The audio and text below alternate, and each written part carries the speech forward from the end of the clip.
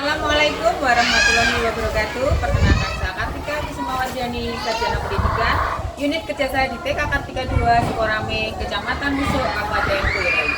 Dalam kesempatan ini saya akan berbagi praktek baik tentang penanganan anak berkebutuhan khusus yang terintegrasi dengan moto kami bekerja dengan sepenuh hati. Terima kasih.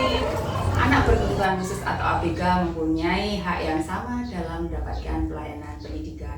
Hal tersebut diatur dalam Undang-Undang tentang Sistem Pendidikan Nasional dan Undang-Undang Nomor 8 tentang Penyandang Disabilitas.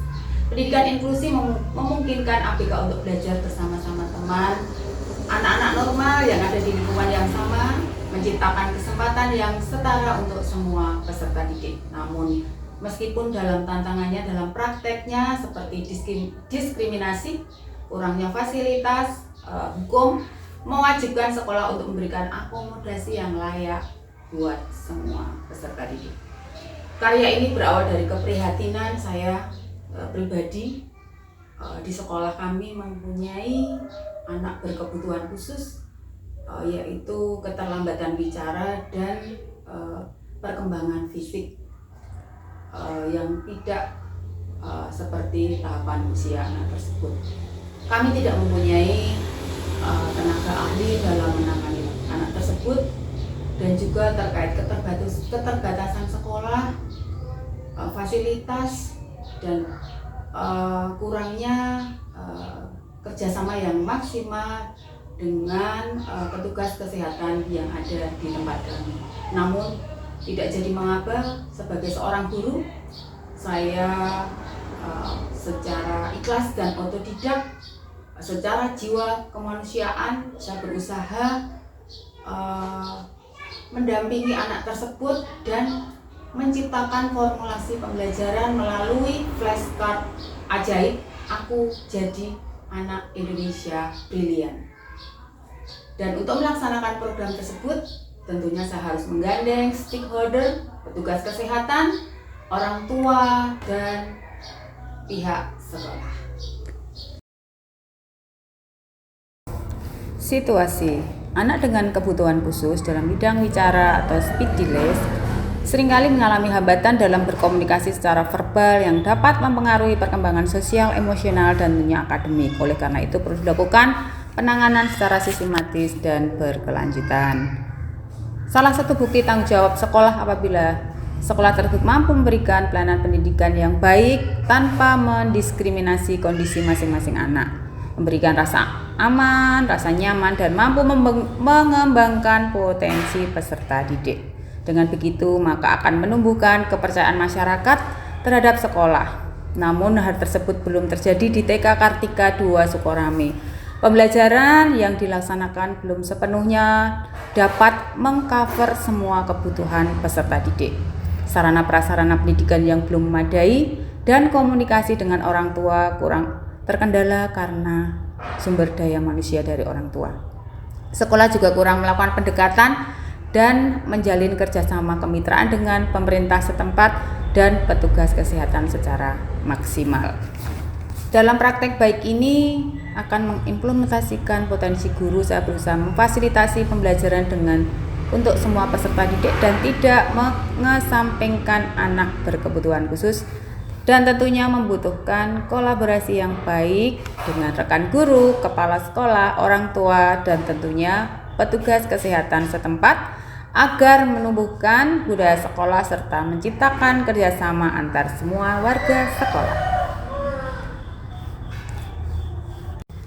Yang kedua, tantangan dari situasi yang ada dan melakukan identifikasi terhadap permasalahan-permasalahan yang muncul realita terjadi di lapangan. Maka beberapa tantangan yaitu rendahnya kolaborasi kerjasama antara warga sekolah dalam pelaksanaan pembelajaran yang mendukung pelayanan pendidikan untuk semua anak. Yang kedua, sekolah belum menjalin kerjasama dengan tenaga kesehatan dan pemerintahan setempat secara maksimal. Yang ketiga, keterbatasan kemampuan SDM dalam melaksanakan pembelajaran untuk anak berkebutuhan khusus. Yang keempat, pembelajaran yang dilaksanakan belum mendukung perkembangan kemampuan kebutuhan anak. Dan yang terakhir, keterbatasan sarana dan prasarana. 3 aksi, langkah-langkah yang akan saya lakukan untuk menghadapi tantangan yang ada yang sudah kami jelaskan di poin sebelumnya, yaitu yang pertama melakukan pendekatan kerjasama dengan pemangku kepentingan, yaitu yayasan, komite sekolah, murid, lembaga pemerintah, dan petugas kesehatan. Yang kedua, menguatkan komitmen kolaborasi intimitas antara sekolah, kepala sekolah, dan guru.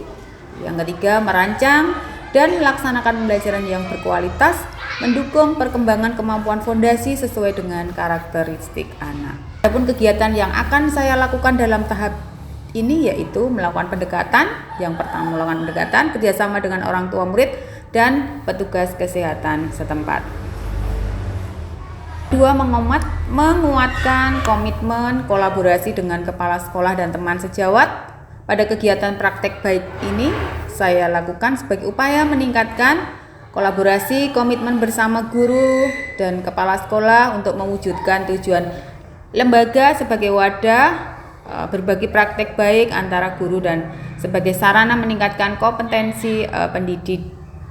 Dalam kesempatan ini saya membuat formulasi pembelajaran dalam memfasilitasi anak tersebut biar tidak tertinggal dengan yang lain, yaitu dengan flashcard ajaib Aku Jadi Anak Indonesia Brilian, dan kegiatan akan dilaksanakan membawa dampak positif terhadap komunikasi kolaborasi antara kepala sekolah, guru, sehingga program bisa berjalan baik. Melalui program sekolah jadi lebih terbuka sehingga hambatan-hambatan yang muncul terkait pembelajaran dapat cepat terselesaikan.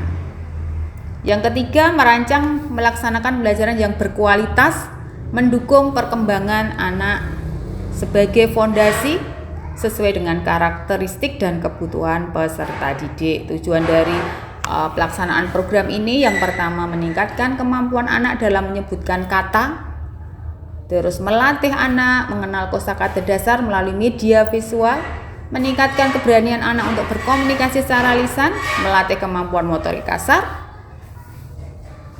Yang terakhir, refleksi. Setelah melakukan praktek baik, maka dampak yang dapat dirasakan yaitu adanya hubungan kerjasama, terjadi kolaborasi yang baik antara kepala sekolah, guru dalam merancang, mempersiapkan, dan melaksanakan pembelajaran sehingga kualitas pembelajaran meningkat dan kebutuhan peserta didik terfasilitasi dan tentunya tujuan pembelajaran tercapai. Dengan kerjasama yang baik, kemampuan pendidik meningkat, sarana prasarana terpenuhi sehingga suasana sekolah menjadi aman, nyaman, menyenangkan. Artinya, praktek baik ini menunjukkan hasil yang efektif di mana kondisi lembaga bisa mengcover, sekolah bisa mengcover semua kebutuhan peserta didik tanpa diskriminasi, baik anak yang normal dan anak yang berkebutuhan khusus tentunya. Sebagai tindak lanjut dari kegiatan yang sudah saya lakukan yaitu flashcard ajaib, saya akan membuat inovasi berupa flashcard ajaib yang dilengkapi dengan barcode agar mudah diakses oleh anak. Contohnya untuk memunculkan suara dari benda yang terdapat pada flashcard yang sudah berbarcode. Yang terakhir, penutup. Kesimpulan, demikian praktek baik bagaimana penanganan anak berkebutuhan khusus bisa mendapatkan hak dalam memperoleh fasilitas pendidikan yang sama. Semoga dengan praktek baik ini dapat memberikan inspirasi bagi teman-teman yang lain dan dapat memberikan manfaat bagi sekolah pada khususnya dan dunia pendidikan pada umumnya. Terima kasih. Assalamualaikum warahmatullahi wabarakatuh.